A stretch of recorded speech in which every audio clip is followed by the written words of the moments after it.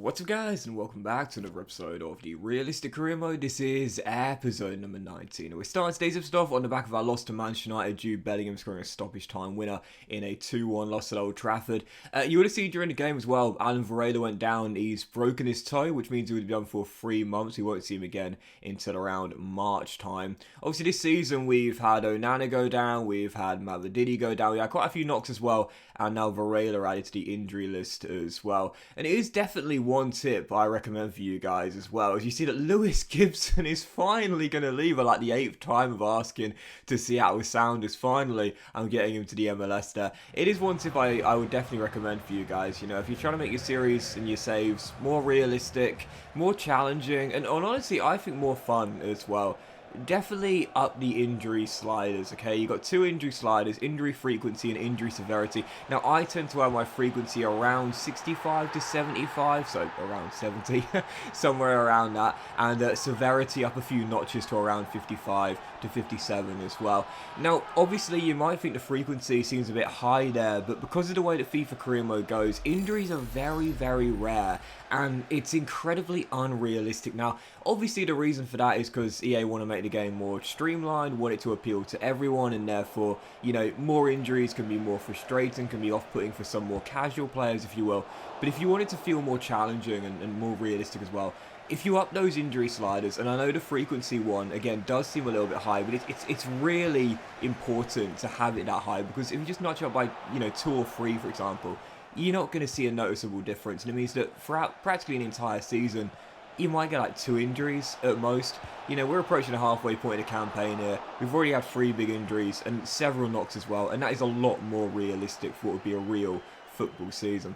Anyway, yeah, first game of today's episode, West Ham away, David Moyes' side here, and heading into this game, man, oh man, oh man, we've done it again. Yeah, heading into the game, obviously 3 wins in 8. My form recently has been really, really poor, but right at the death of this game, as we were trailing by a goal, Lucas Paqueta scores an incredible goal from range here. James Garner follows the play after, I think it was Onana's shot, went all the way across the 6-yard area, and the former Red Devil literally could not miss. I mean, honestly, he was like a millimetre away from goal, and I just smacked it in.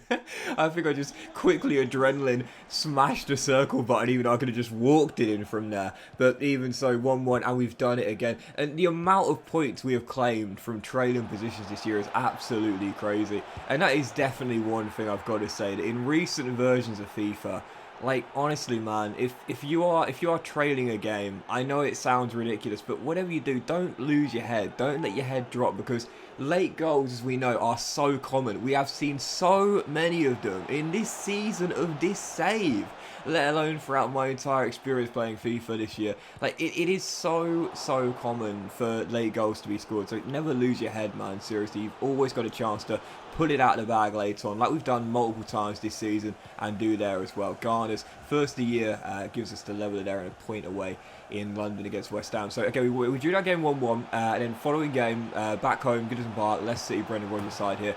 I don't know what it is about playing at Goodison this year, but I'm just nowhere near as good as I am away from home. I can't put my finger on why it is, but for some reason, when we're at home, I don't ever seem to play as well and as free and as fluid as I do away from home. Maybe feeling the pressure in front of your home crowd, I don't know, sometimes it can be a little bit more detrimental as opposed to beneficial when you feel a little bit more nervous, a little bit more pressure, not wanting to let, you know, tens of thousands of home fans down. And heading into the game, just was not playing well in this game at all. I did find a leveler in this one for Amadou Onana, but Wilfred Ndidi scored a late one, and like I said just a moment ago, their late goals in FIFA are so common, it's ridiculous. But as I mentioned just a second ago, with late goals being so common, there was a chance to put out a leveler right at the death. But as stoppage time arrived, Neal Maupay fired wide as he still searches for his first Premier League goal of the season. I'm going to be totally honest here. The January transfer window is just about to open, and after another game where we failed to win, a loss there, it has been just...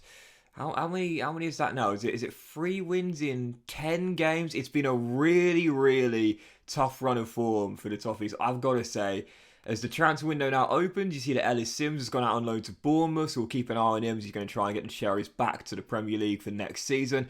We do convert Dele Alli to striker now as well. He probably still will grow a rating, or possibly even two at 27 years old, so I think this is a good position change for him based on how well he's done for us, and one of our top scorers this year, of course, and Gibson goes to Sounders as well.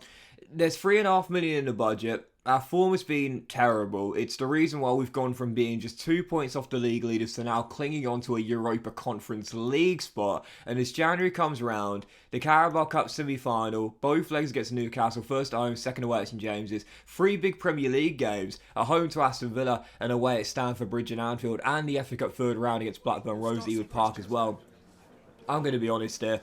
If we are going to make a change, and I think we might need to, if there's one player in this team that I'm probably going to sell, it is Neal Maupay. I am not getting on with Maupay. I'm not a big fan of him in real life. I don't think he was worth the transfer fee Everton paid. I've said before, I really don't think his goal-to-game ratio warranted that transfer fee.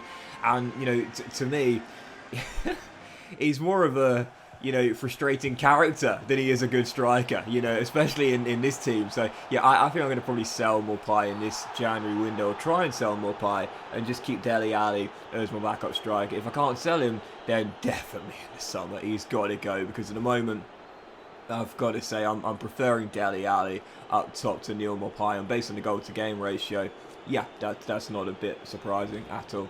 Anyway, for the following game, first leg, Carabao Cup semi-final, and heading into this game here, okay, so I was thinking, alright, okay, second time we reached the domestic cup semi-final, but this time we got more chance of reaching the cup final. Last year, knocked out by our Merseyside rivals Liverpool at Wembley in the FA Cup semi. But Newcastle over 2 legs. We know they've got to the final in real life. Heading into the first leg here, yes, our form has been atrocious, but I thought we had a golden chance here to take a really good first leg result heading back to St James's if we get a good performance out of us as well, because we've been so good in the EFL Cup, hence why we got to the semis. I conceded a penalty in the first 10 minutes. I mean, that is just a sign of nerves and then some. Eric Dyer clatters into his man, definite spot kick, and it's turned in from 12 yards. But we would find a leveller straight afterwards. Amadou Onana, who recently has been amongst the goals and then some, gets another to put us back on level terms. And after an abysmal start, we'd found our equaliser. So great finish by the Belgian after a lovely little build-up there. And then 26 minutes in, oh man, how close was that? Weston McKennie's shot taking a massive deflection, and it goes onto the roof of the net and almost caught Pickford out. We're still tied at 1-1, but it was a really balanced first half, though the Magpies had looked a little bit stronger, and on the stroke of the half an hour mark, another good chance for them to go in front.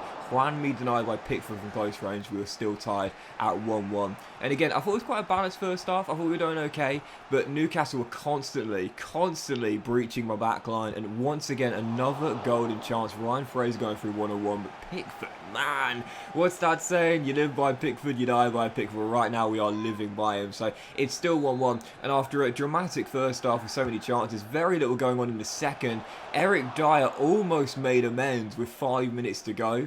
After giving away the penalty in the first 10 minutes, almost won us the game there later on, his header going over the bar from a corner. Out of a minute and a half to go, we were still tied at 1-1. We know late goals have been so common, so I was desperately trying to cling on to the draw to take back to St James's, and wouldn't you just know it, 10 seconds into stoppage time, the late goals continue today, and Alexander Isak bags the winner for Eddie Howe's side. Yep, Isak getting on the end of a brilliant through ball, to be fair. And it was so frustrating because in the first half, I was defending abysmally. I mean, I'd given away a penalty inside the first 10 minutes. I was constantly allowing Newcastle through and breaching my back line. Pickford bailed me out on a couple of occasions. But, in the second half, I really tightened my defence up. I was a lot more composed. Wasn't dragging players out of position. I was doing really well. And then right at the death, wouldn't you know, that one slip, one lapse of concentration, ball through the middle, and Alexander Isak finishes. We'll head back to St James's Park as our poor form continues, knowing now we'll have to come from behind to reach the Carabao Cup final. It looks like for the second year in a row, we might be going out of a domestic cup final, at the semi-final stages. But following that, how about this? James Tarkowski, former Burnley defender, approached by Antonio Conte's Tottenham Hotspurs. Will change James Garner to a CM and not a CDM now. I've got to say with Tarkowski, I am not against selling him. Now this season, he has played a ton of games, obviously, as one of my highest rated defenders, but he's not been as good as he was last year. You know, last year for me, when I had Tarkowski in my back line, I felt really, really secure. He was my best defender, and it definitely felt that way. But now that Godfrey's improved to 81 overall, now we've brought in Eric Dyer. Well, me and Conte, we've got each other on speed dial right now, because the amount of transfers we're doing is ridiculous. We're constantly calling each other up late at night and not for a booty call. No, we're saying... Do you want to come into my office tomorrow and let's have a chat about transfers? I've got to say, I am not against selling Tarkowski for Spurs for two reasons. One, he's now 31 years old, probably not going to get any better, and this year he's not been that good for me. And two, because it's quite realistic, you know. I've said this series is all about realism. And if a big side in the Premier League, a traditional top 6 team, wants one of my players, the likelihood is that player is going to want to go. You know, that player is probably going to want to leave to play in Europe. And yes, we could possibly get there next year, but Spurs are pretty much a lock for a European competition of some kind year after year. We are not. And with our current form right now, we'll be lucky to stay in the top 10 at this rate. So I think for realism, I might let Tarkowski go. Because in real life, he'd ask for a transfer. He'd want to go to Spurs, a bigger club than us. And I'm definitely going to consider it, especially with our form recently being so poor. And I said we might need to make a change in this window to start getting the turnaround in terms of form, because we have been poor. And heading into the following game, well, I think this kind of made my mind up here. Blackburn Rovers, FA Cup third round away at Ewood Park, taking on the Championship side. I was thinking, okay, big, damaging, late defeat to Newcastle in the first leg of the Carabao Cup semi-final. Let's sort it out in this one. Get a big win. Had a terrible run of form. Let's sort it out here. Oh my goodness. Final score, Blackburn Rovers 3. Everton 0, and that was probably the last game James Tarkowski plays in an Everton shirt. Blackburn Rovers 3, Everton 0. The Championship side pull off the cup set, and it's my most humiliating loss as Toffee's gaffer thus far. Absolutely embarrassing, absolutely humiliating, and in a terrible run of form as our winless run continues, we are dumped out of the FA Cup by the Championship side. No doubt about it, we got to make some changes. We got to make some transfers, because right now, this is a decent team. We were 2 points off the league leaders at one point. Now we're clinging on to 7th place, only a point clear of Wolves. Now 10 off the Red Devils, who are top of the table. I wasn't really thinking about that anyway, but right now, we'd like to stay in the top 10, let alone have a chance of European football. Our FA Cup adventure is ended in humiliating fashion. My worst loss as Toffee's manager, and we're probably going out the EFL Cup as well. I think we need to make some transfers. But that will end today's episode of the Realistic Career Mode, guys. Big thank you for watching. Hope you have enjoyed. If you had a picture, like, and you all have fun today. And I'll see you for the next episode of the Realistic Career Mode very soon.